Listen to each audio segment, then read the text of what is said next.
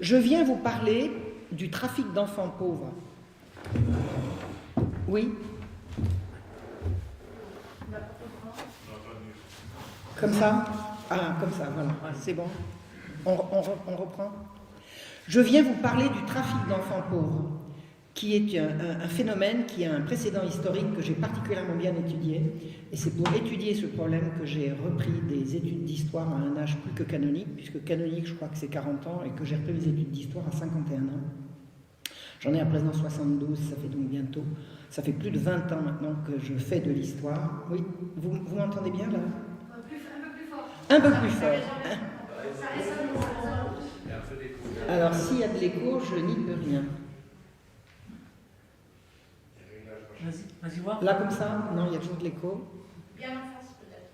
Alors, je vais faire un gros bisou au micro. Je vais mettre un gros bisou avec du rouge à lèvres. Est-ce que là, ça va? Et là, là, c'est mieux. Il n'y a pas d'écho. Mais ça résonne moins, mais vous m'entendez du coup? Très bien. Bon, je vais essayer de parler plus fort.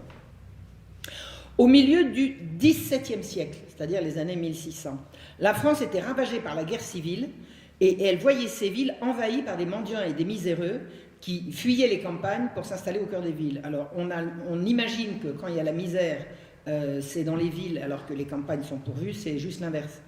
Les villes étant toujours approvisionnées, quand il y a des malheurs à la campagne, les gens suivent les convois de grains qui vont alimenter les villes et se retrouvent au cœur des villes. Donc ça a créé, la guerre civile c'était la fronde, ça a créé des hordes de miséreux qui ont envahi les cœurs des villes et ça a été un véritable problème un véritable problème public, un problème de police absolument indispensable à régler. Et tous ces mendiants et ces miséreux posaient plusieurs problèmes d'ordre public, dont l'un consistant à considérer que parmi tous ces mendiants, il y en avait qui faisaient la comédie. C'est-à-dire qu'un mendiant, c'est quelqu'un qui va exciter la pitié, et pour exciter la pitié, il n'y a qu'à faire semblant.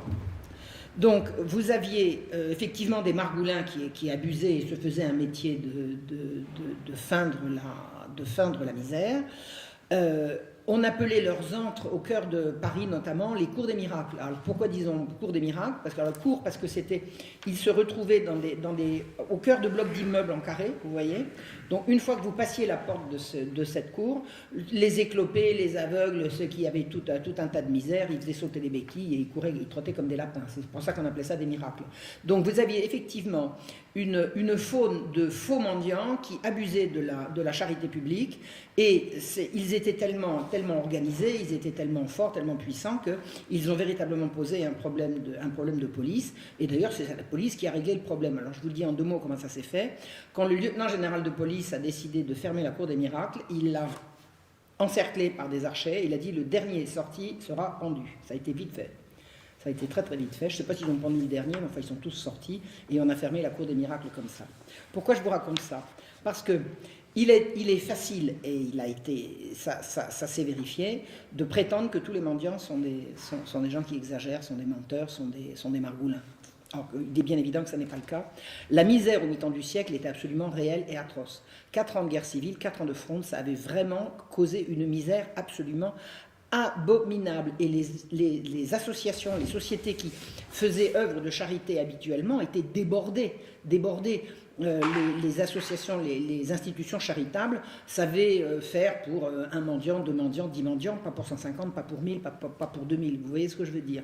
Donc il y a eu un véritable problème qui a nécessité de prendre des mesures absolument drastiques pour le régler. Alors, on connaît le nom d'un saint homme qui s'y est attaché, il s'appelle Vincent de Paul. Il s'appelait Vincent de Paul, il s'est appelé Saint Vincent de Paul 100 ans plus tard. Mais à l'époque, Vincent de Paul est simplement un prêtre qui prêche la charité efficace. On vient le voir en disant « Mon père, qu'est-ce qu'on peut faire pour aider tous ces miséreux ?» Réponse « Qu'est-ce que vous savez faire? Qu'est-ce que vous pouvez faire? Que chacun fasse à la mesure de ses moyens, de sa bonne volonté, mais surtout de ses moyens, et tout ira mieux. » Donc, la charité efficace de Vincent de Paul, c'est faites tout le bien possible, faites tout ce qui est en votre pouvoir. Maintenant, alors il avait ce qu'on disait, ce qu'on appelle la piété en acte. Il y a un jour une dame qui vient le voir en disant: mon père, mais vous me demandez d'aller ici, vous me demandez d'aller là, je n'ai même plus le temps d'aller à la messe, je n'ai même plus le temps de faire mes prières. Et la réponse de M. Vincent est absolument magnifique. Il disait: quand vous quittez l'oraison pour soigner un malade, vous quittez Dieu pour Dieu. Soigner un malade, c'est faire oraison. Et la bonté, la piété et la générosité de M. Vincent a été telle qu'il a traversé véritablement il a traversé les âges. Il est un personnage absolument incontesté. Même Voltaire, qui pourtant ne réussissait à dire que du mal des gens, lui, il a cherché, il n'a pas trouvé comment il pouvait dire du mal de M. Vincent. Alors, il y avait d'autres personnes, beaucoup moins saintes et beaucoup moins généreuses que M. Vincent, qui voulaient s'attacher au problème de la mendicité. Alors, c'était les membres d'une secte appelée la Compagnie du Saint-Sacrement. Ces gens étaient des laïcs, c'est-à-dire qu'il n'y avait pas de prêtres dans la Compagnie du Saint-Sacrement, majoritairement des hauts magistrats, ou des magistrats subalternes, mais des hauts magistrats, des grands bourgeois, des princes, des gens de pouvoir qui ont décidé de venir à bout de la mendicité en propageant le bien à leur manière. Alors, d'abord, ils prétendaient que pour faire le bien le mieux possible, il fallait se cacher. Donc, ils ont cultivé le secret. Donc, une société secrète qui veut absolument faire le bien, tout le bien possible. Si vous avez du bien à faire, pourquoi vous cachez-vous? On ne vous demande pas de sonner la trompette, mais au moins, pourquoi vous cachez? Or, c'est véritablement une société secrète qui a fonctionné sous l'appellation de Compagnie du Saint-Sacrement. Ils ont voulu absolument régenter la vie publique sur le plan spirituel. Alors j'insiste, c'était des laïcs, ils n'avaient rien à voir avec la hiérarchie ecclésiastique, mais ils voulaient lutter contre les hérétiques, ils voulaient lutter contre les juifs, ils voulaient pourchasser les protestants, et ils voulaient pourchasser les filles de mauvaise vie, les mendiants, tous les gens qui ne marchaient pas droit. Les filles de mauvaise vie, on les attrape, on les fouette. À quel titre? Ben rien, comme ça. Parce que le bon Dieu le veut, et comment vous le savez? Ben il me l'a dit. Il me l'a dit dans le secret de mon intimité avec lui. Petit à petit, ils en sont venus à vouloir interdire les fêtes publiques. Ils ont voulu interdire le carnaval. Le carnaval, c'était une grande fête de réjouissance, assez transgressive, hein, parce qu'on s'amusait à singer les gens qu'on respectait habituellement. Ils ont dit: comment ça? Mais c'est péché, c'est horrible. Interdisons le carnaval. Et bien évidemment, la population n'entendait pas de cette oreille interdire le carnaval si on n'a plus le droit de s'amuser. Et c'est comme ça que fonctionnaient ces gens. Et alors, de fil en aiguille, ils ont fini par s'offusquer qu'on secourt les mendiants, c'est-à-dire qu'on leur donne la charité, sans qu'ils se soient confessés avant. Alors, bis repetita, de quoi je me mêle? De quoi je me mêle? Si quelqu'un doit se mêler de savoir si quelqu'un a mérité l'absolution ou pas, c'est un prêtre, c'est pas un magistrat, c'est pas un bourgeois, c'est pas un marchand. De quoi se mêle-t-il? Et ils s'en mêlaient en permanence. Ils ont même prétendu obliger les médecins à ne soigner que les malades ayant été entendus en confession. Vous imaginez? Vous imaginez? C'était des bigots, des cagots, obsédés par le secret. C'était une secte. C'était une secte de gens extrêmement puissants, qui ont fait tout ce qui était dans leur pouvoir pour obtenir la bénédiction de l'Église qui leur aura toujours refusé. L'Église n'a pas cautionné, n'a pas béni les actions de la Compagnie du Saint-Sacrement. C'était non parce que non. Alors, il faut savoir que M. Vincent faisait partie de la secte. Alors, il faut absolument être précis sur le sujet. Quand les messieurs de la Compagnie sont allés voir M. Vincent en lui disant « Nous voulons créer une association qui fasse ceci, qui fasse cela », il a dit « Mais bien sûr, je me joins à vous. » Il n'y a jamais siégé. Il y a été inscrit, il n'y a jamais siégé. Jamais il n'a participé à aucune des actions de messieurs de la Compagnie du Saint-Sacrement. Alors, la position de messieurs de la Compagnie par rapport aux mendiants, c'est quoi? Un mendiant, c'est un fainéant. Ben oui, il n'a qu'à travailler. Pourquoi il ne travaille pas? Pourquoi il ne travaille pas? La terre manque de bras, et ceci et cela. Un mendiant, c'est un fainéant, c'est-à-dire qu'un mendiant, c'est quelqu'un qui est coupable. Et on va extrapoler, salaud de pauvre. Les pauvres sont des salauds. Ils n'ont qu'à travailler. S'ils travaillaient, s'ils étaient comme il faut, ils ne seraient pas pauvres. Alors, ces messieurs de la Compagnie ont décidé de contribuer à venir à bout du phénomène dont je vous ai dit que c'était vraiment un phénomène d'ordre public. Ils ont décidé d'en venir à bout en mettant les pauvres au travail, en les enfermant et en les punissant. le travail forcé, la prison et la maltraitance. La maltraitance. Vraiment, le système qu'ils ont mis au point consistait à maltraiter les pauvres. Alors, ils se sont penchés, alors c'était bien avant la Fronde, hein, parce que le problème de la mendicité, c'est un problème récurrent à travers les siècles. Ils se sont penchés pendant 9 ans, comme juristes, hein, sur la rédaction d'un projet qu'ils ont soumis au jeune Louis XIV en 1656. 1656, c'est la fin de la guerre civile, c'est la fin de la Fronde. Messieurs ont un projet tout prêt. Alors, messieurs, en général, quand je dis messieurs, c'est messieurs du Parlement. Il n'y avait pas que des juges. Le Parlement, c'est le tribunal. Hein. Le Parlement, c'est les juges. C'est pas du tout une assemblée comme on l'entend aujourd'hui. Le Parlement, c'était les juges. Donc, ils sont allés voir le roi en lui disant « Majesté, nous avons un projet qui va vous permettre de venir à bout du problème récurrent de la mendicité et des désordres publics touchant cette forme de pauvreté et cette forme d'activité visible absolument partout. Nous avons élaboré un projet de création d'un hôpital général. Ils y avaient travaillé pendant 9 ans. 9 ans, je ne sais pas si vous imaginez, ils ont absolument examiné tous les cas de figure et ils ont porté ça à Louis XIV, pardon, qui, tout jeune, il avait 18 ans, il a signé. C'est ahurissant. Quand vous savez l'autorité qu'avait Louis XIV et quand vous savez ce qu'a été les statuts de l'hôpital général, on est étonné. On est étonné que le roi ait pu signer une chose pareille. Il y a plusieurs explications. D'abord, c'est qu'il arrivait au pouvoir, puisque la guerre civile venait juste de s'arrêter, il avait d'autres chats à fouetter que de s'occuper des pauvres. Et je vous assure que le travail ne manquait pas. D'autre part, il est évident qu'il ne les a pas vus venir. Il ne les a pas vus venir. Maintenant, je vais vous raconter ce qui s'est passé. L'institution qui va s'appeler l'hôpital général et qui va se charger des pauvres dans les villes est une institution qui fonctionne dans une totale opacité dans son fonctionnement. Il est impossible de savoir qui fait quoi si on n'y est pas, si on n'en fait pas partie. C'est absolument impossible. L'Église y est présente comme potiche. C'est-à-dire que l'archevêque de Paris est censé siéger au conseil d'administration, on ne l'invite jamais, il n'y vient pas. L'institution a des prêtres à qui on ne demande pas leur avis. Enfin, tout le fonctionnement de l'hôpital général se fait entre laïcs et donc, qui ont pour tutelle unique messieurs du Parlement. L'Église n'a aucune espèce d'influence dans le fonctionnement de l'hôpital général. C'est absolument, vous allez voir, quand le conflit va éclater, vous allez voir à quel point c'était grave.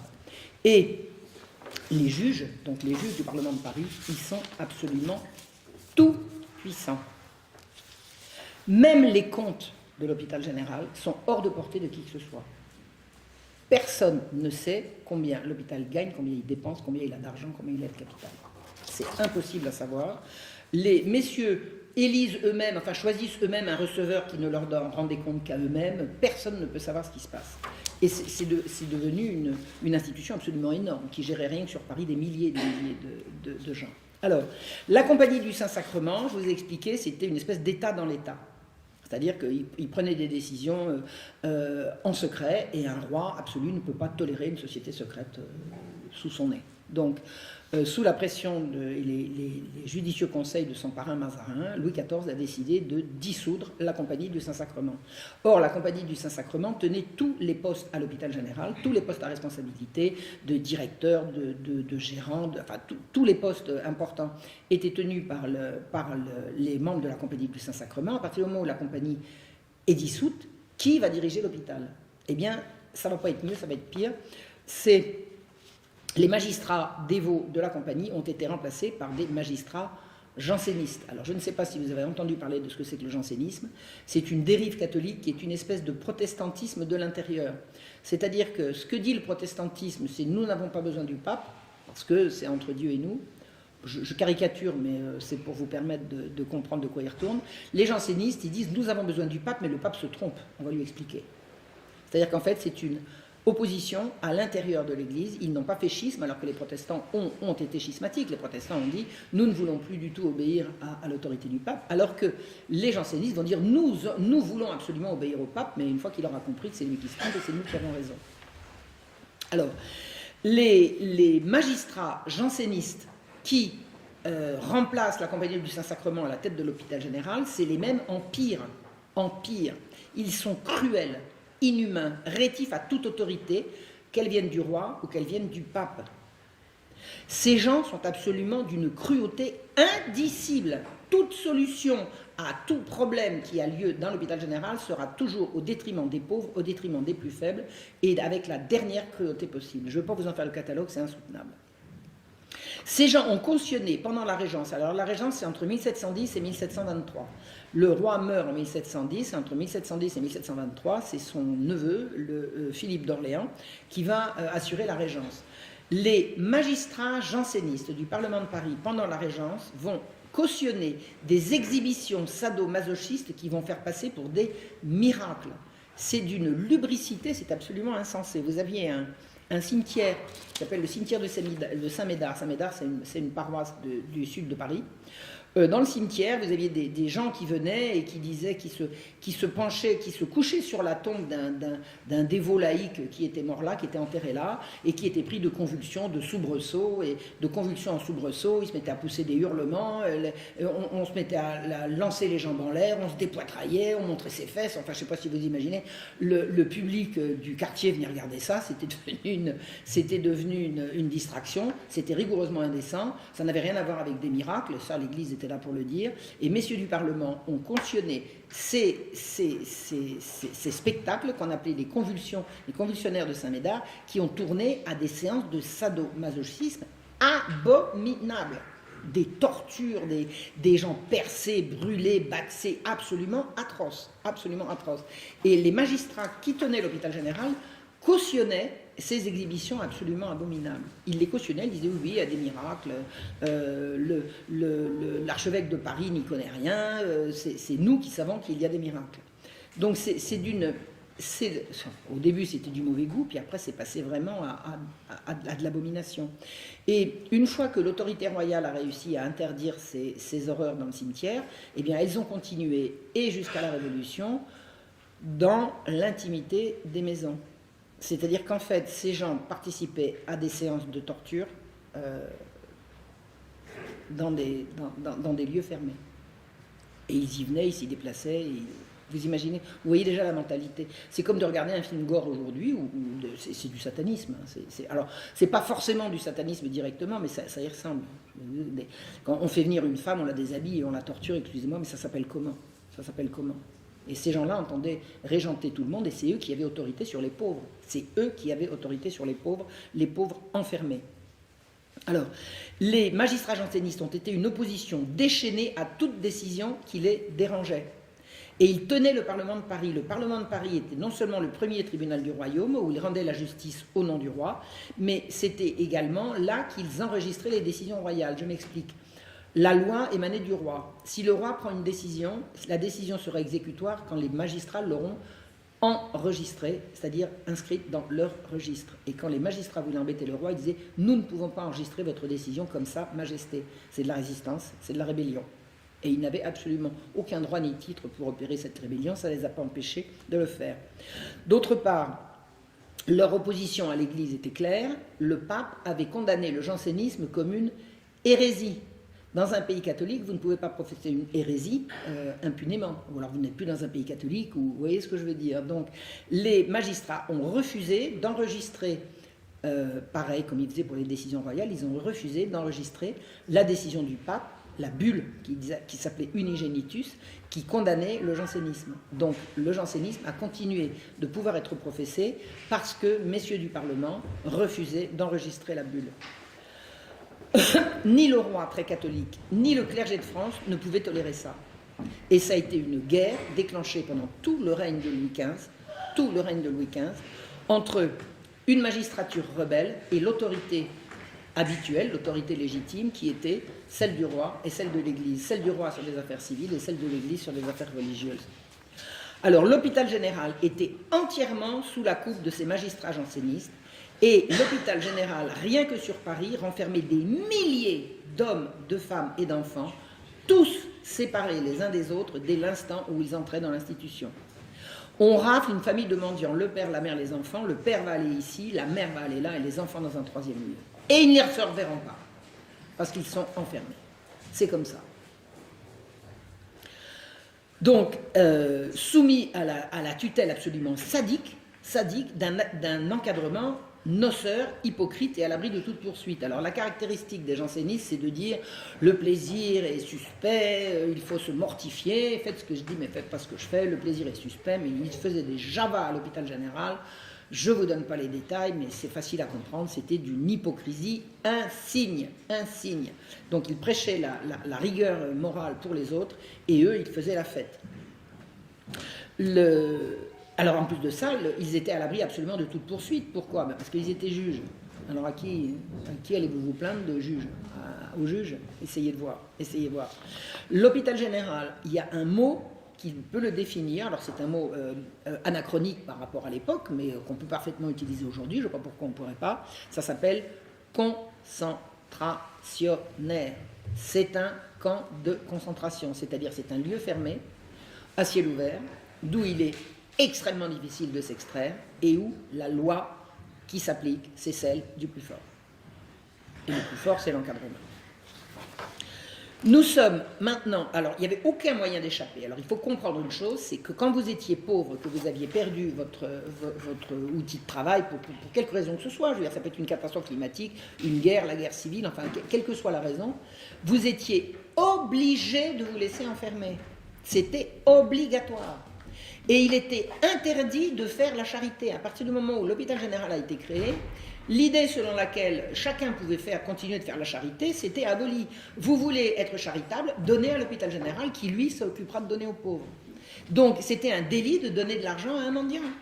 Si des archives, vous donnez, vous voyez un miséreux, une miséreuse, vous lui donnez une piécette, si à la maréchaussée est là, vous êtes bon. Vous n'avez plus le droit d'aider les pauvres. Vous voulez les aider, donnez à l'hôpital général. Et croyez-moi, à l'hôpital général, votre argent sera très, très, très bien employé. Pas forcément pour les pauvres, comme vous avez compris. Donc, nous sommes au milieu du XVIIIe siècle, à présent, les années 1800, au milieu du règne de Louis XV. Alors, vous savez comment on reconnaît le règne de Louis XV? C'est très, très simple. Sur toutes les images que vous allez voir, ils ont un chapeau triangulaire. Le petit triangle sur la tête, c'est le règne de Louis XV. C'est comme ça qu'on les reconnaît. Louis XIV, c'est les grandes perruques, et Louis XV, c'est le petit chapeau triangulaire, le petit chapeau à 3 pointes. Alors, les plaintes sur les exactions à l'hôpital général pleuvent en permanence sur le bureau du conseil. Il ne se passe pas une semaine sans que des plaintes arrivent sur détournement de fonds, violence, exactions, enfin, il y a sans arrêt des plaintes. Des plaintes sur la maltraitance, des plaintes sur la cruauté, des plaintes sur les détournements de fonds. L'argent entre à flot à l'hôpital général et ils n'en ont jamais assez. Ils passent leur temps à crier misère, majesté, il nous faut des sous, il nous faut des sous. Qu'est-ce que vous avez fait des sous précédents? Ah, ben on a aidé les pauvres, hein, ça coûte. Comme personne ne pouvait aller regarder ce qui s'y passait, il était impossible de vérifier ce que c'était devenu. Les conditions de vie sont absolument effroyables, des conditions d'hygiène. Il paraît qu'il y avait des endroits qui puaient tellement que les gens qui habitaient là, c'est-à-dire l'encadrement, ils ont déménagé leur dortoir pour aller plus loin, plutôt que d'assainir. Hein. Ça pue, on ne va pas assainir, non, on va juste déménager ceux que ça dérange, ceux qui ont les narines ennuyées par l'odeur. Alors, les plaintes pleuvent sans arrêt, mais elles aboutissent tous sur le bureau des coupables. Vous voulez vous plaindre, vous allez vous plaindre à la justice, mais c'est la justice qui gère le truc. Comment faites-vous? Ça tourne en rond. Comment pouvez-vous demander au juge administrateur de l'hôpital général de juger les administrateurs de l'hôpital général? C'est impossible. Or, il va y avoir, à la fin des années 1740, un conflit insensé qui va éclater à Bicêtre. Alors, Bicêtre, c'est quoi? Bicêtre, c'est une banlieue du sud de Paris, qui s'appelle aujourd'hui le Kremlin-Bicêtre. C'est une banlieue du sud de Paris où se trouve l'hôpital général qui renferme, on dit renfermé, on ne dit pas enfermé, on dit renfermé, les hommes et les adolescents. Alors, il y a plusieurs milliers d'hommes et d'adolescents qui sont à Bicêtre, et vous avez un conflit qui éclate et dont on n'arrive pas à venir à bout entre des laïcs jansénistes qui viennent de Paris pour aider les pauvres et contribuer à faire fonctionner l'hôpital général, et les prêtres de la maison. Les prêtres de la maison, ils obéissent à leur hiérarchie, c'est-à-dire à leur archevêque. Et à un moment donné, le conflit devient tel qu'ils en viennent aux mains. Ils s'envoient des coups de pincette, c'est-à-dire ils en viennent aux mains. Les prêtres en soutane avec les dévots laïcs s'attrapent par le chignon, s'envoient des coups. Vous imaginez le scandale. Alors, quel est l'objet de la dispute? Ils se disputent l'éducation des enfants de chœur. Voilà, il y a des enfants de chœur, parce que c'est une institution où il y a une église, il y a des prêtres, donc il y a des enfants de chœur, il y a des messes, donc voilà. Et les enfants de chœur, les prêtres et les dévots laïcs se disputent l'éducation des enfants de chœur. La surveillance, disons, des enfants de chœur. Les pieux laïcs prétendent que les prêtres qui s'occupent des enfants de chœur sont beaucoup trop laxistes avec eux. Ils leur passent n'importe quoi, ils ne sont pas assez sévères. Vous savez, quand les gosses vont en confession, on les absout tout de suite, alors que nous on ferait beaucoup mieux. C'est toujours la même rengaine, si vous voulez. Le reproche de ces gens-là vis-à-vis de l'Église, c'est que l'Église est trop gentille, elle n'est pas assez sévère. Ça sera les mêmes reproches que les mêmes feront aux jésuites. Les jésuites sont trop coulants, ils sont laxistes, ils ont une morale relâchée, comme on disait. Et ce que disent les dévots laïcs concernant les enfants de chœur, c'est on ne peut pas les laisser sous l'influence de ces prêtres, parce que ces prêtres sont beaucoup trop laxistes. Ils n'imposent pas la discipline qu'il faut, ils leur passent tout et n'importe quoi. Les enfants, on voit bien, ils circulent dans la journée sans surveillance. Il faut absolument venir à bout de ça. Donc, de l'instant où ils en sont venus à se mettre sur la figure, le scandale enfle et éclate, et le roi exaspéré, il dit maintenant j'en ai assez de ce qui se passe. Alors, ils sont allés voir, il y a une délégation qui est allée voir l'archevêque, mais l'archevêque il était en bout de course. Il était mourant, il n'avait plus l'énergie. Bon. On a dit bon, l'archevêque va mourir, on va en prendre un autre. Le roi a dit je sais qui je vais mettre à la place. Il a choisi de nommer, alors c'est le roi qui nomme, mais c'est quand même le pape qui sacre. Hein. C'est pas le partage des prérogatives entre le roi et la papauté pour nommer un archevêque. Donc le roi a choisi Monseigneur Christophe de Beaumont pour le mettre à la tête de l'hôpital, le mettre à l'archevêché de Paris, où il lui demande d'aller siéger à l'hôpital. Alors, ce que je vous ai expliqué, c'est que statutairement, oui, il faut que j'arrête. Tu vas peut-être prendre ce micro-là pour vérifier si c'est plus fort pour le fond. Vous entendez mal au fond? Regarde voir si ça marche. Là, c'est bon? Non, il faut peut-être le brancher. Là, voilà. C'est mieux?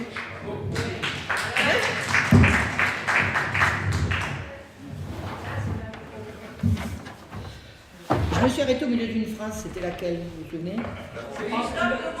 Tu la reprends en entier. Il faut que je retrouve laquelle? Christophe de Beaumont. Oui, mais Le roi venait de nommer. le roi, voilà.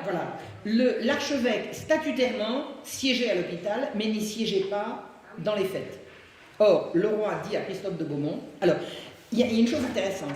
Quand le roi a appelé Christophe de Beaumont en lui disant « vous veux comme archevêque de Paris, vous allez siéger à l'hôpital général », Christophe de Beaumont a plongé devant le roi en disant « Majesté, je vous supplie de m'épargner ça ». Et le roi a dit « C'est un ordre ». Bien, Majesté. Il n'avait pas du tout envie. Je ne sais pas ce qu'il savait, mais il a compris que c'était l'enfer. C'était l'enfer. Aller siéger à l'hôpital général en même temps que ces messieurs du Parlement, l'archevêque a véritablement pressenti ce qui allait se passer. Je ne pense pas qu'il ait imaginé que ça puisse aller si loin, mais il a pressenti ce qui allait se passer. Donc, ce que dit le roi, c'est « Vous allez aller à l'hôpital général, vous allez me dire ce qui s'y passe, et vous allez rétablir l'ordre. Vous avez ma mission, il était missionné par le roi. » Alors, qu'est-ce qui se passe au moment où le Monseigneur de Beaumont arrive à l'hôpital général? Tout s'arrête. L'encadrement déménage, ils prennent leurs petites affaires et disent on s'en va. On ne veut pas être sous la coupe de ce type-là. Attendez, c'est votre archevêque? Non. Non. Alors on s'en va. Et puis la supérieure s'en va. La supérieure était supérieure de la Salpêtrière, et la supérieure de la Salpêtrière était également supérieure des deux autres établissements, de Bicêtre et de la Pitié. Alors la Pitié, je vous ai expliqué, le Bicêtre c'est les adolescents et les hommes, la Salpêtrière c'est les femmes depuis petite fille jusqu'à vieillarde, et la Pitié, les jeunes enfants. Il y avait un truc spécial pour les petits garçons. Pourquoi? On ne sait pas. Et la Pitié c'était à Paris, à l'emplacement actuel de la mosquée de Paris. La mosquée de Paris a été construite sur un terrain qui a été récupéré au moment quand on a démoli l'hôpital de la Pitié. Donc, la supérieure de l'hôpital général sur Paris, qui siégeait à la Salpêtrière, elle dit « Je ne veux pas siéger avec ce monsieur », et elle s'en va. Et elle s'en va avec toute sa clique, toutes ses officières. On les appelait les sœurs. Ce n'étaient pas du tout des religieuses, mais on les appelait les sœurs. Donc il y a eu beaucoup de confusion dans pas mal de choses qui ont été écrites sur l'hôpital général. Des gens disaient que les religieuses ceci, les religieuses cela. Il n'y avait aucune religieuse à l'hôpital général. Celles qu'on appelle les sœurs étaient des officières. Incidemment, si vous parlez l'anglais ou l'allemand, vous savez que dans ces deux langues, une infirmière est appelée une sœur. Hein, on dit Schwester ou Sister. Donc, à l'époque, ce n'étaient pas des infirmières, c'était les officières, on les appelait les sœurs. Donc, l'officière, la supérieure, déménage mais elle s'en va. Alors, elle emporte la caisse, hein, faites plus confiance, et elle s'en va avec ses copines en disant « On ne veut plus siéger sous l'autorité de Monseigneur de Beaumont ». Monseigneur de Beaumont dit « On va élire une nouvelle supérieure ». L'archevêque a réussi, par un coup d'autorité assez bien ficelé, à faire élire à la tête de l'hôpital général une amie à lui, une veuve, tout à fait comme il faut, enfin, une dame qui avait tout à fait à la fois l'autorité et la moralité, enfin c'était une amie à lui, elle s'appelait Madame de Moisan, et le jour de l'élection de Madame de Moisan, tout se met en grève. Tout se met en grève. L'hôpital général s'arrête et le Parlement décide de ne plus s'occuper de l'hôpital général. C'est-à-dire que tout part à volo. Le Parlement lui-même, le roi va essayer de rétablir l'ordre, le Parlement va se mettre en grève. C'est-à-dire qu'il n'y aura plus de justice. Les juges vont refuser de juger, les procureurs et les conseillers de statuer. Enfin, c'est complètement fou. Le Parlement, la justice s'est arrêtée parce que le roi a imposé un archevêque qui a imposé une nouvelle supérieure. Non, mais attendez, c'est pas un peu bizarre ça? Il s'agit d'une institution charitable là. Mais qu'est-ce qui s'y passe pour déclencher une bronca pareille? Tous les habituels donateurs de l'hôpital, vous avez des gens qui régulièrement donnaient de l'argent à l'hôpital, ils ont dit nous faisons la grève des donations aussi longtemps que cet archevêque siège. Mais il avait fait quoi l'archevêque? Il venait d'arriver. Il n'avait pas encore ni fait ses preuves, ni rien du tout. C'était un homme d'une charité absolument insondable. C'était un des grands prélats du siècle.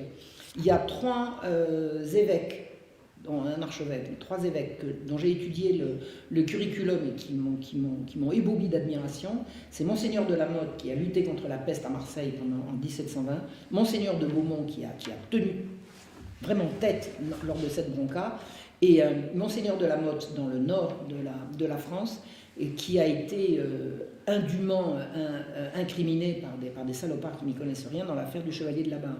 Le chevalier de la Barre, on a dit que le chevalier de la Barre avait été condamné parce que Monseigneur de la Motte avait réclamé les derniers supplices, alors que Monseigneur de la Motte est la personne qui, jusqu'à la dernière extrémité, a essayé de le sauver. Voilà. Donc, parmi ces trois prélats, Monseigneur Christophe de Beaumont est vraiment une personnalité tout à fait d'exception, un homme d'une grande sainteté, d'un grand caractère. Et on comprend qu'il est plongé au pied du roi en lui disant « Majesté, surtout ne faites pas ça ». Alors, le conflit va durer des années.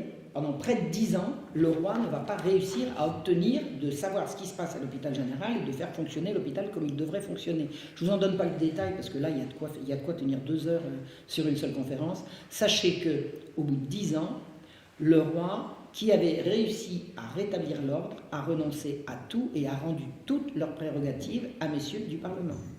Et il a exilé l'archevêque au sud de la France. L'archevêque, pendant le conflit, a été par 2 fois mis en état d'arrestation par les juges. Les juges ont envoyé un mandat d'amener pour aller se saisir de l'archevêque. C'est le roi qui lui a sauvé, il l'a mise en le mettant à l'abri. Et à la fin du conflit, quand l'hôpital général est revenu sous la tutelle exclusive de messieurs du Parlement, alors Madame de Moisan est restée en place parce qu'elle ne dérangeait pas, le roi a envoyé Monseigneur de Beaumont à l'autre bout de la France à titre punitif, parce que Monseigneur de Beaumont avait résisté aux prétentions des magistrats. Alors, un aspect des prétentions des magistrats concernant l'hôpital général, les magistrats prétendaient que les affaires religieuses à l'intérieur de l'hôpital les regardaient eux.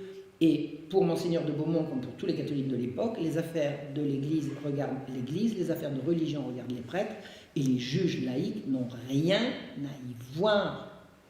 Ça n'est pas à eux de dire qui doit se confesser, qui doit... Ce n'est pas eux. Donc c'est une ingérence perpétuelle pendant tout le conflit.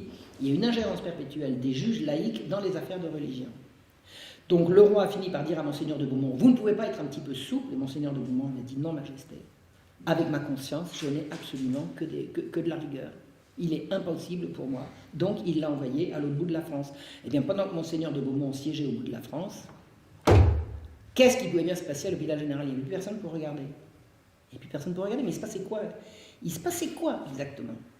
Il se passait quoi? Qu'est-ce qui se passait qui justifie un tel mouvement qui interdise dans les faits d'y aller voir? Ben moi je suis allé voir. Je suis allé voir. Le scandale de l'hôpital avait commencé à Bicêtre, entre, vous vous souvenez, les pieux laïcs et les prêtres à propos des enfants de cœur.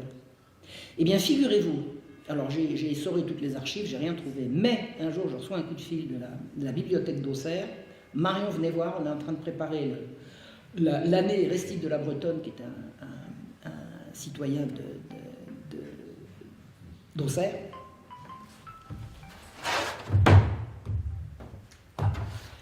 Venez voir ce qu'on a trouvé. Je suis allé voir, et qu'est-ce que j'apprends?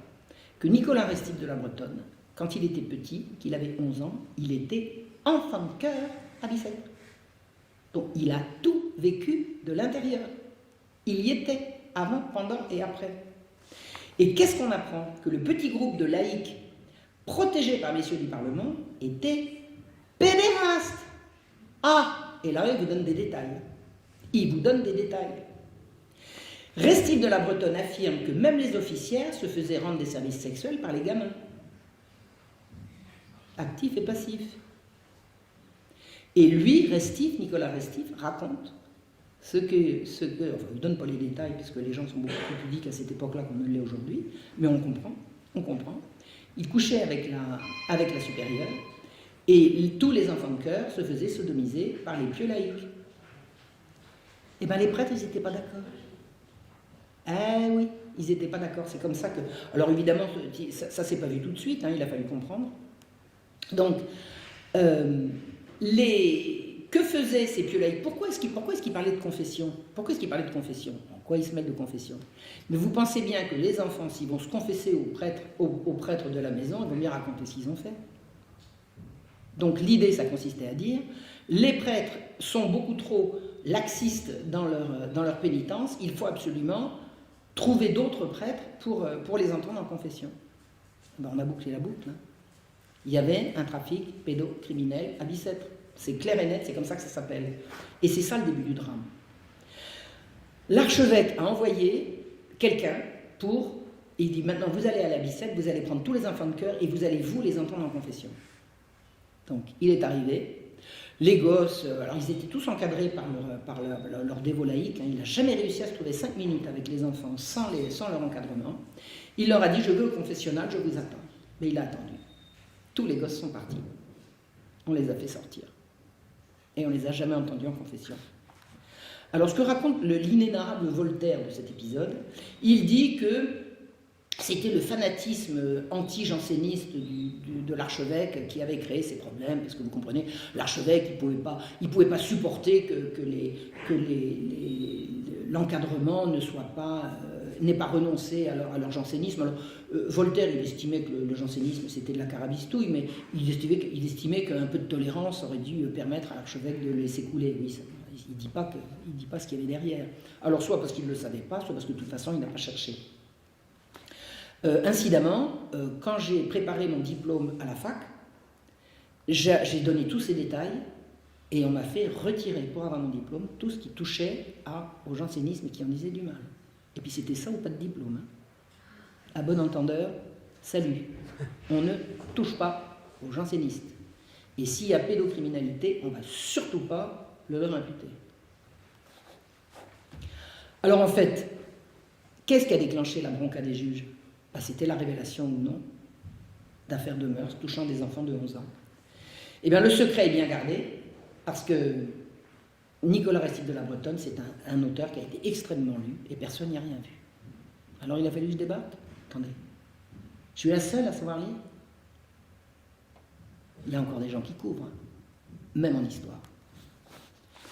Donc tout le monde s'entend pour le cacher. Alors je vous dis à la fac, c'est clair et net, hein, vous virez ça. J'ai gardé un mot manuscrit de ma prof qui me dit « Les jansénistes étaient persécutés à l'hôpital, point d'exclamation ». Je lui prouve le contraire, mais elle, à bon entendeur. Or, il se trouve que ça, c'est rien par rapport au reste. Vous voulez que je vous raconte la suite? Ben oui, je suis venu pour ça. Je vais vous expliquer ce que j'ai trouvé à l'hôpital. Alors, à Paris, il y avait 4 établissements à Paris. 5. 1, 2, 3, 5. Je sais pas compter. Vous aviez la couche du Parvis. La couche, c'est l'institution pour les tout petits. Donc, la couche du Parvis, le Parvis, c'est le Parvis de Notre-Dame. C'est là que vous venez d'accoucher et vous êtes sûr de ne pas pouvoir élever votre petit parce que trop de misère, vous allez le déposer à la couche du Parvis. Là, vous avez des âmes charitables qui prennent l'enfant, qui le langent et qui vont lui trouver une nourrice. Alors, qu'est-ce que c'est qu'une nourrice? C'est une femme qui vient d'avoir un bébé puis qui se fait 4 sous une fois qu'elle a terminé de nourrir le sien pour nourrir un deuxième. C'est comme ça que ça se fait. Alors, elle sera payée, ça va lui arrondir éventuellement ses fins de mois. Et comme il y a beaucoup de bébés qui naissent, il y a beaucoup de femmes enceintes qui peuvent vendre leur lait.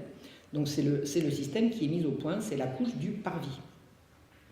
Et les enfants restent à la couche du Parvis tant qu'ils sont à la mamelle. Ensuite, vous avez la couche de Saint-Antoine. Alors Saint-Antoine, c'est une rue qui mène de la Bastille à l'extrémité est de Paris. Au milieu de cette rue, vous avez la couche pour les enfants qui reviennent de nourrice, qui reviennent de la mamelle et qui vont y rester pendant 3-4 ans. Et ensuite, les petits garçons vont aller à la Pitié et les petites filles vont aller à la Salpêtrière. Donc, la couche du Parvis, la couche de Saint-Antoine, la Pitié, la Salpêtrière et Bicêtre à partir de 11 ans. Alors, Bicêtre ne va pas concerner la couche de Saint-Antoine parce que les enfants qui sortent de Saint-Antoine vont aller soit à la Pitié, si c'est des garçons, soit à la Salpêtrière, si ce sont des filles. Donc la Pitié est bien un réservoir de petits garçons. Pourquoi? Alors là, je ne sais pas. Je ne sais pas comment ça s'est décidé, en tout cas ça s'est décidé comme ça. Alors, ces enfants, qui sont des milliers, ne sont pas orphelins. Ils sont pauvres. Ils sont pauvres. Comment on sait qu'ils ne sont pas orphelins? Parce que quand ils sont orphelins, c'est marqué. Un orphelin, c'est quelqu'un qui a été répertorié, qui a été enregistré comme orphelin. Donc, ils ne sont pas forcément non plus abandonnés, parce que quand ils sont abandonnés, il y a encore un autre statut. Enfants abandonnés. Les enfants abandonnés, c'est pas dur. Les parents n'abandonnent pas leurs enfants à la poubelle. Ils font en sorte qu'ils puissent être ramassés par des gens charitables dont c'est la fonction. Donc un enfant abandonné, c'est un enfant abandonné. Un enfant orphelin, c'est un enfant orphelin. Et la majorité des enfants qui se retrouvent dans ce circuit ne sont ni l'un ni l'autre. Ce sont donc des enfants pauvres, des enfants de pauvres. Des enfants de pauvres. C'est-à-dire que leurs parents ont été mis à l'hôpital pour appliquer la nouvelle politique de renfermement des pauvres, et on leur a enlevé leurs enfants. Je pense qu'il y a des gens ici à qui ça doit parler. Tous ces enfants qui ont encore un père quelque part, une mère quelque part, ils ont un tuteur exclusif, c'est l'encadrement de l'hôpital général. Et ça, c'est noir sur blanc dans les statuts. J'ai essoré le code de l'hôpital général. Dès que vous êtes pauvre, vous perdez votre droit parental sur vos enfants. Et le droit parental n'existe pas à l'époque, c'est l'autorité paternelle. Un père cesse d'être un père dès qu'il est tombé dans le gouffre de malheur et d'abomination qu'est l'hôpital général. Donc, tous ces enfants qui rentrent dans l'institution ont pour tuteur exclusif messieurs du Parlement. C'est-à-dire que la pauvreté prive les parents de leur autorité et de leurs enfants.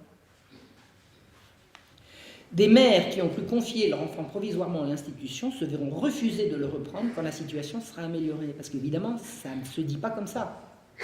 Regardez la charité qu'on fait, on permet de sauver des enfants qui sont abandonnés. Mais une mère qui abandonne son enfant, elle ne l'abandonne pas forcément parce que c'est une femme de mauvaise vie. Et j'ai lu, parce que c'est disponible aux archives et que vraiment j'ai tellement travaillé des semaines et des semaines aux archives, enfin je peux vous raconter que, bref. je sais de quoi je parle, les femmes ne soupçonnent pas quand elles posent leur enfant pour être confié à l'hôpital général, elles ne soupçonnent pas ce qui va se passer. Il y en a beaucoup qui disent « je le reprendrai quand ça ira mieux, je vous le confie, prenez-en bien soin, il s'appelle Pierre, Paul, Jean ou Jacques ou Marie-Claude ou Annette ou ce que vous voulez, il est ou elle est baptisé, c'est la misère qui me pousse à l'abandonner, je le reprendrai dès que ça ira mieux. Et jamais ils peuvent les reprendre, jamais. On ne leur laisse pas. Il y en a une, un jour, elle est allée retrouver sa fille, elle a essayé de récupérer sa fille, elle s'est battue, paraît-il, pendant des mois pour essayer de la récupérer, elle n'a jamais réussi. On lui a présenté la note. Attendez. Mais c'est l'argent de qui? C'est l'argent de la charité? C'est de l'argent public? Elle a dit, mais vous savez, votre enfant, ça, attendez, c'est fou, quoi. De toute façon, elle ne l'a pas récupéré. Elle ne l'a pas récupéré. Alors, ce qui frappe quand on regarde alors vous avez des registres d'entrée et de sortie de la salpêtrière et c'est là-dessus que j'ai travaillé. C'est un peu pénible. C'est sur ces registres que j'ai travaillé. Et on constate, la première chose qu'on peut constater, c'est que la mortalité de ces enfants est effroyable. C'est effroyable. Comment peuvent-ils mourir dans de telles conditions alors que l'institution est là pour les faire vivre, pour en prendre soin? Mais surtout, il y a une chose qui m'est apparue, dont je n'avais jamais entendu avant, c'est que des tas d'enfants qui sont rentrés à l'hôpital en sortent sans destination. Attendez, toutes les institutions qui s'occupaient précédemment d'enfants en souffrance ont été absorbées par l'hôpital. Donc on ne peut pas dire qu'on va sortir les enfants de l'hôpital pour les mettre ailleurs, il n'y a plus d'ailleurs. Il n'y a plus aucun ailleurs. Donc un enfant qui rentre à l'hôpital est censé y grandir ou y mourir, mais pas en sortir. Or ils sortent sans arrêt. Alors si, il y a ceux qui sortent qui vont à l'Hôtel-Dieu, parce que l'Hôtel-Dieu c'est l'hôpital au sens contemporain du terme. L'Hôtel-Dieu c'est là où vous allez quand vous êtes malade. Mais ils vont à l'Hôtel-Dieu puis ils reviennent.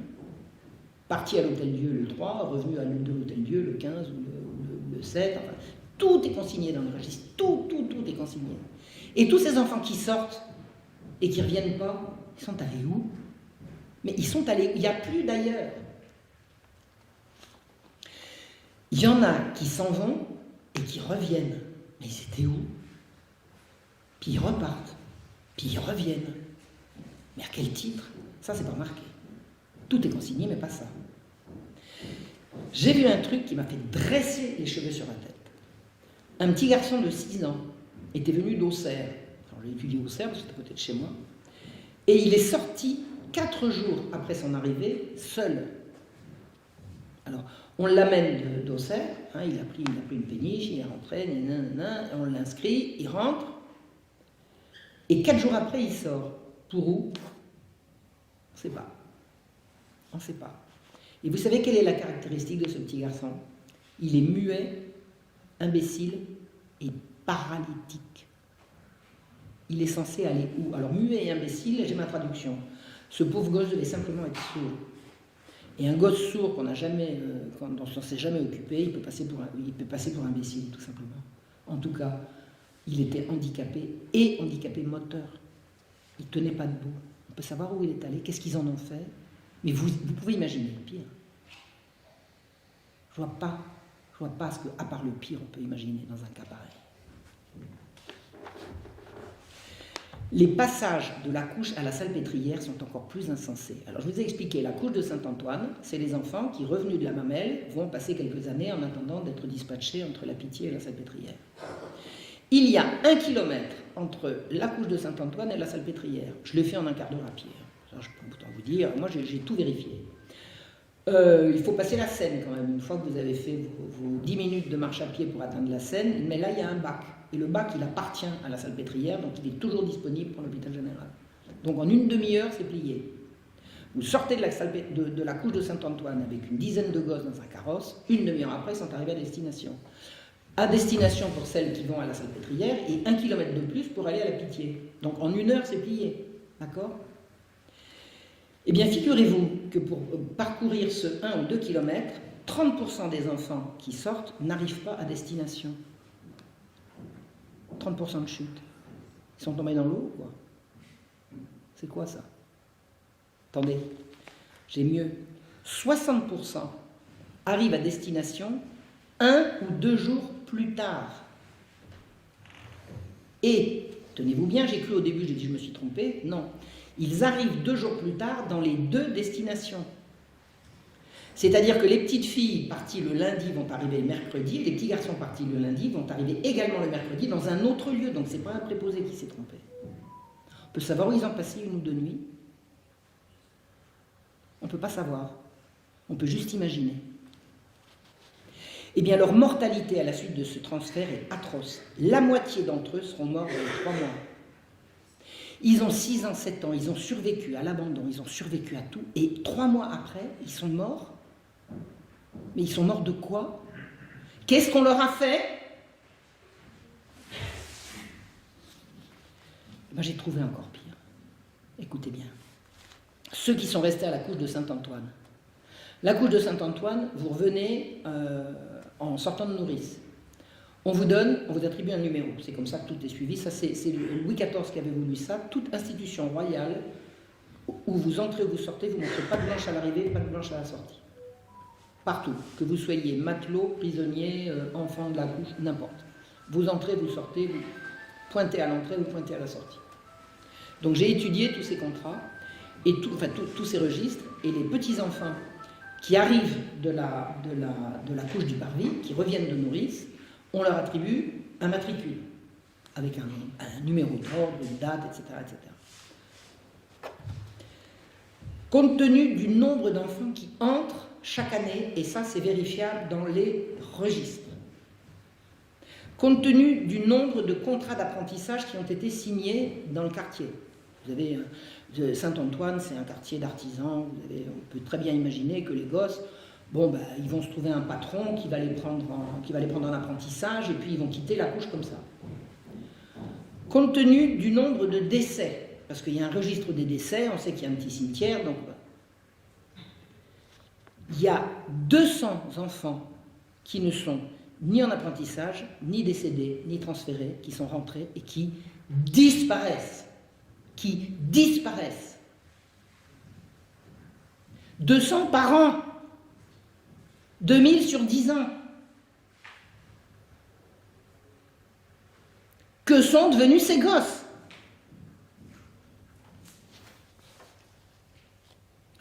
Autre chose, encore un mystère qui n'a attiré l'attention de personne. Je vais croire que je suis un zombie, mais pourquoi je vois ces choses-là et que les autres ne les voient pas? Je vous assure, les archives, elles sont disponibles à tous les chercheurs. Hein. Il y a du monde aux archives de l'assistance publique, il n'y avait pas que moi. Hein. Il y a des enfants qui sont envoyés de province à Paris. Alors là c'est complètement illogique. Parce que Paris envoie des enfants en province, on a compris, on va les mettre dans une ferme, il y aura toujours à manger, on est d'accord. Hein? Ben non, là c'est dans l'autre sens. Auxerre a des registres d'où on voit des enfants sortir et envoyer à la Salpêtrière. Ah bon? Et j'ai regardé dans le registre de la Salpêtrière, effectivement, ils arrivent bien. Donc, ils sortent d'Auxerre, on les met sur un bateau, ils longent Lyon, ils arrivent jusqu'à la Seine, de la Seine, ils arrivent à Paris, pas besoin de passer par la ville, hein, le port d'arrivée de toutes ces péniches, c'est avant les contrôles parisiens. Donc, ils entrent à la Salpêtrière. 80% de ces enfants seront morts dans les 2 mois. On peut savoir de quoi. Et puis c'est récurrent, c'est pas une fois. J'ai travaillé sur 10 ans. J'ai travaillé sur 10 ans. C'est effroyable. Effroyable. Encore autre chose, j'ai trouvé une Thérèse Berniquet et une Marie Sauton, 2 jeunes mamans, qui sont rentrées avec leur enfant à la main, et qui sont ressortis 18 mois plus tard avec un bébé au sein. Une grossesse, c'est pas 18 mois. C'est-à-dire qu'elles se sont fait mettre enceinte dans le cadre de l'hôpital général. Qui leur a fait des enfants? C'est pas les officiels, c'est pas les prêtres, peut-être les juges qui ont leur appartement. Nous sommes au siècle des Lumières. Vous avez peut-être entendu comme moi que le siècle des Lumières, c'est également le siècle du libertinage. Et si c'était ça le libertinage du siècle? Est-ce que vous croyez qu'on peut dire que la Salpêtrière a été un gigantesque lupanar pour magistrats pervers? Eh bien moi je crois. En tout cas ça y ressemble. Les administrateurs exclusifs de ce cloaque étaient les plus ardents opposants à l'autorité du roi et à celle du pape. Ce sont des gens qui ont préparé la révolution, d'accord? Ils étaient d'abord jansénistes. Alors ils étaient d'abord dévots de la Compagnie du Saint-Sacrement, ensuite jansénistes, et puis après francs-maçons. Eh oui. Ensuite jansénistes et francs-maçons, c'était les deux. Ils sont ceux qui ont fait dépecer vivant le malheureux Damien. Damien, c'est un domestique d'une 40aine d'années qui s'en est pris au roi, pour des raisons, je vous expliquerai ça un autre jour si on a le temps, mais enfin bon, ça touchait encore aux mœurs, peu importe. Il a été mis à mort dans des conditions d'atrocité qui dépassent l'entendement. Et les juges qui ont décidé ça et qui ont refusé qu'on l'achète, c'est eux. C'est les mêmes. Ce sont les mêmes. Le siècle a le goût de l'atroce et de la transgression et de l'amoral.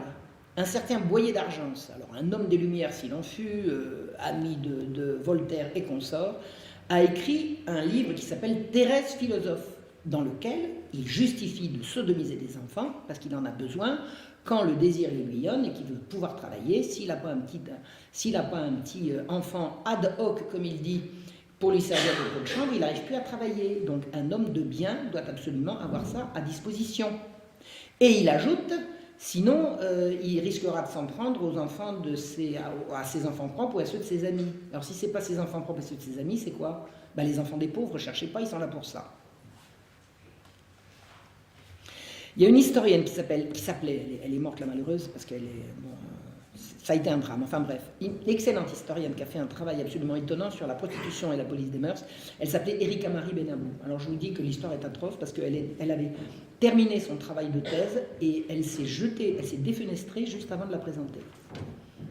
Donc ça a été un drame à Paris 7, je n'ai pas les tenants aboutissants, peut-être les nerfs, je ne sais pas. Elle a fait un travail absolument étonnant, elle a vraiment étudié toutes les données de la police des mœurs. Et elle dit que la mode au XVIIIe siècle, c'était la mode au tendron. On voulait des petits. La mode, c'était de dire « Ah là là, elle était drôlement mignonne, elle avait la petite fille ». Mais il était impossible dans le monde de la prostitution, parce que c'était extrêmement surveillé et on peut l'assurer avec certitude, il n'y a pas de doute là-dessus, aucune mère maquerelle, aucun bordel n'aurait vendu un pucelage. Jamais. Jamais, jamais, jamais, jamais. La mère maquerelle qui s'y risquerait se verrait, elle, on la mettrait torse nu, on lui ferait traverser toute la ville à califourchon avec un chapeau de paille sur un âne, avec à recevoir la boue, les pierres. Enfin, c'est non. Personne ne va prendre ce risque. Personne ne va prendre ce risque. On ne vend pas de pucelage. D'autre part, et là excusez-moi, je vais être très cru, mais il y a certaines pratiques. Je dis le mot, bon, la sodomie ne se pratiquait pas, on n'obligeait pas les prostituées à l'accepter.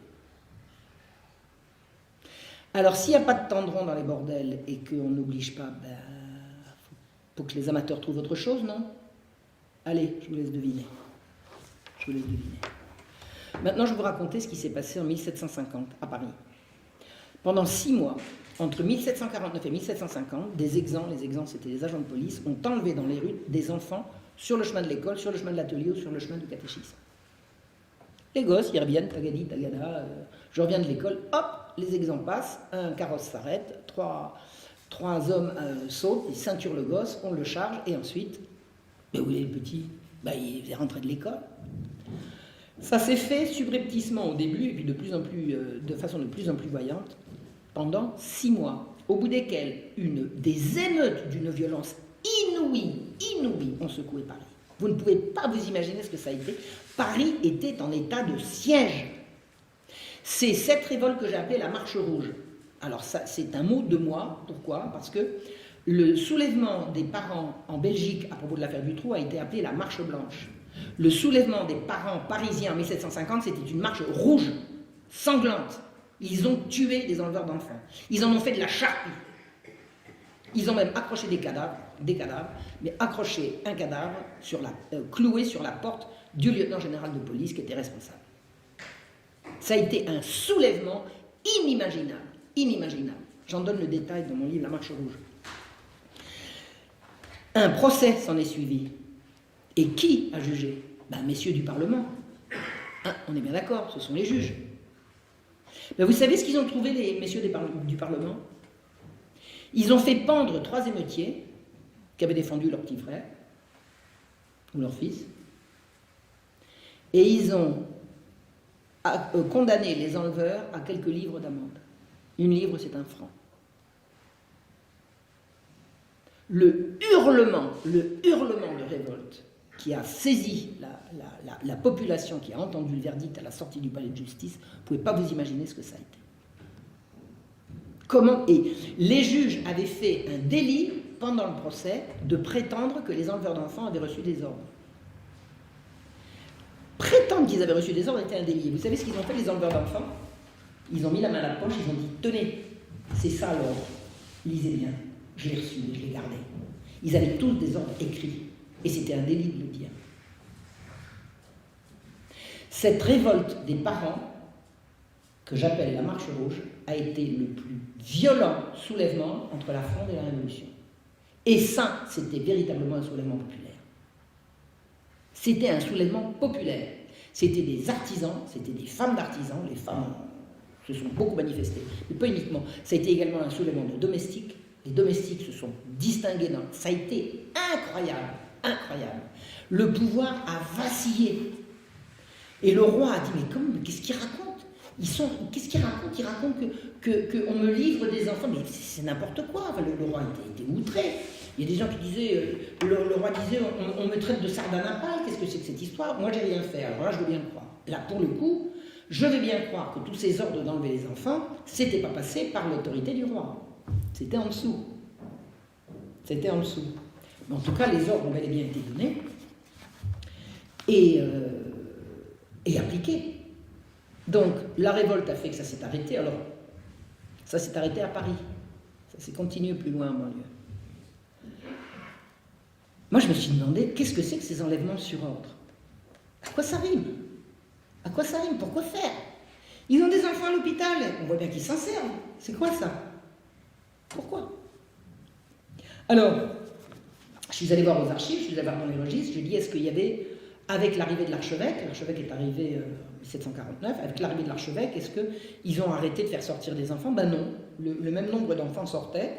Donc ces arrestations d'enfants au milieu de la rue, qui a duré 6 mois, est indépendant des enfants qu'on sortait de l'hôpital général.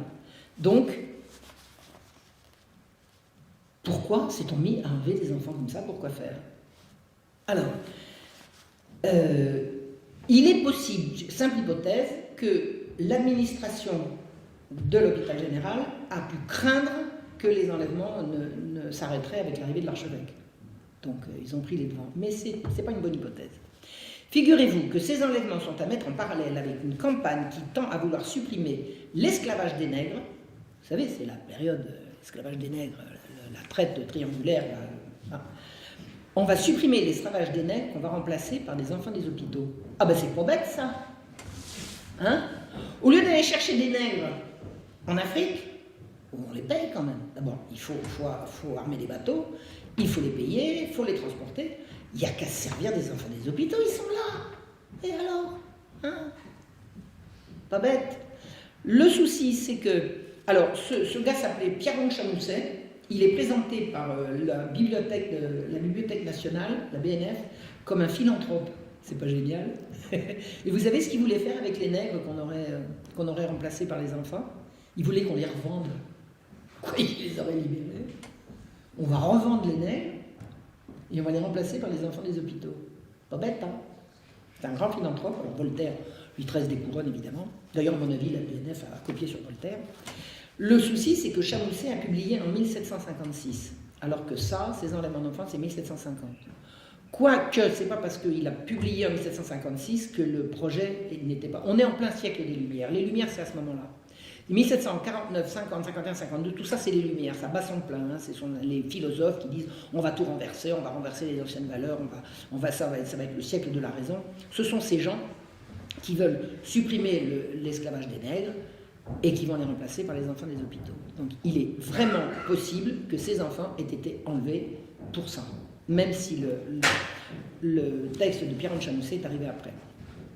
Alors, autre information que j'ai trouvée dans mes lectures, en mai 1750, au plus fort des émeutes, l'avocat Barbier, c'est un mémorialiste qui a écrit depuis la Régence jusqu'à milieu des années 1760. Toute la Régence et le siècle de Louis XV, jour après jour, sous la plume de Barbier, c'est passionnant. C'est un type très intelligent, très sympa, comme il faut. Vraiment, c'est absolument passionnant à lire. Il écrit en mai « On m'a dit avoir reçu une lettre de Marseille par un particulier il y a plus de 15 jours, à qui un homme mande. Mandez-moi si on sait à Paris ce qu'on veut faire de tous les enfants qui arrivent. On en a amené plus de 2000 et on en attend encore. » À Marseille? Mais Marseille, c'est les ports vers la Méditerranée. Mais c'est quoi ce trafic? Mais c'est du trafic d'esclaves. C'est du trafic d'esclaves. Alors on a arrêté de les prendre à Paris, mais on n'a pas arrêté de les prendre en province. Et là, on a au moins une destination qui est sûre. Marseille, Toulon, pour les trafiquants d'esclaves de Méditerranée. Et là, c'est bien des Français de chez nous. Hein. C'est pas des... Vous voyez ce que je veux dire? Alors, qui trafique des enfants en direction des ports de Méditerranée? Enfin, allez vous me dire, heureusement, la révolution va arriver, tout ça va s'arranger. Écoutez, alors vous allez me croire, parce que vous allez me croire. Moi, quand je faisais ces travaux-là, je n'avais pas encore ouvert les yeux sur la réalité de tout ça. J'étais en train, hein, mais j'étais persuadé, je me disais, vivement la révolution, que ça s'arrête. Alors, je peux vous raconter. En 1790, ça fait un an que c'est commencé, hein, le très franc-maçon, duc de la Rochefoucauld-Liancourt, Liancourt pour les intimes, hein, duc de la Rochefoucauld, c'est... On va faire plus court, on va dire Monsieur Liancourt, rend un rapport au comité de mendicité que l'Assemblée nationale a institué pour régler le problème de la mendicité. Ça fait 300 ans qu'on veut régler le problème de la mendicité et qu'on sort des nouveaux trucs. Donc la Révolution va faire comme les autres, ils vont faire un comité de mendicité pour régler le problème de la mendicité. Et Monsieur Liancourt va plancher. Alors, c'est qui ce Monsieur Liancourt? Il n'est pas que franc-maçon, il est ami de Diderot, de d'Alembert, de Condorcet, de toute la clique des Lumières. Il va dénoncer dans son rapport toutes les horreurs de l'hôpital que je vous ai décrites. Des milliers de malheureux vivent dans la crasse, la misère, l'oisiveté, la maladie, la cruauté, la brutalité d'un encadrement qui fait la noce sous leurs yeux et qui pille les ressources. Tout le constat fait par le duc de la Rochefoucauld, par Monsieur Liancourt, est absolument conforme à ce qu'on en sait par ailleurs. Hein. Donc c'est un tableau saisissant de réalisme. Sauf qu'il n'a rien vu que les enfants disparaissaient. Et ça, je vous dis, c'est quelqu'un qui veut lire un registre, il peut faire comme moi. Vous savez, c'est pas difficile. Vous prenez un registre, vous faites des fiches sur un tableur, vous voyez bien que les gens, il y en a qui sortent, vous voyez bien qu'il y en a qui ont une destination, d'autres qui n'en ont pas. Il suffit de faire le boulot. Bon, apparemment, je suis la seule à l'avoir fait. J'espère n'être que la première et que d'autres vont suivre et qui vont redécouvrir encore un tas de choses. Toujours est-il que M. Liancourt n'est pas allé regarder que des enfants disparaissaient. Donc apparemment, au moment où il écrivait, personne ne s'était encore jamais penché sur le problème. Mais alors, ce qui est intéressant dans le rapport de M. Liancourt, c'est qu'il faut qu'il trouve des responsabilités. Hein. Si tout ça marche si mal, c'est la faute à qui?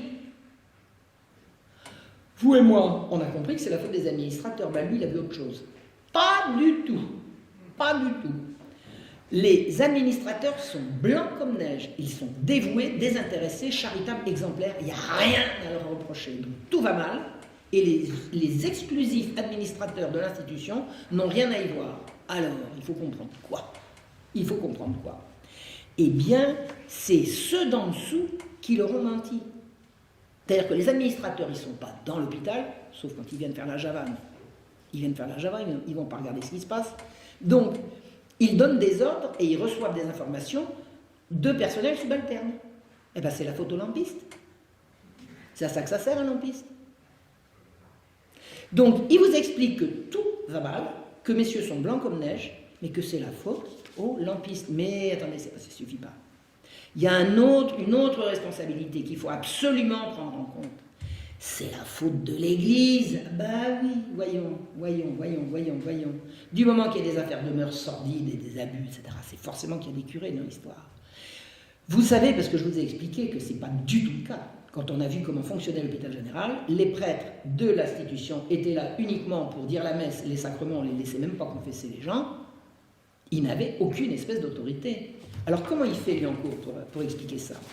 Eh bien, il raconte, il fait un historique de toute la lutte contre la pauvreté et la mendicité, de tous les siècles qui l'ont précédé. Et il raconte tout sauf la création de l'hôpital général de 1656. C'est-à-dire que dans les anciennes institutions, jusqu'en 1656, c'était l'Église qui s'occupait des pauvres. Et il ne mentionne pas la décision qui a supprimé le droit, cette possibilité à l'Église.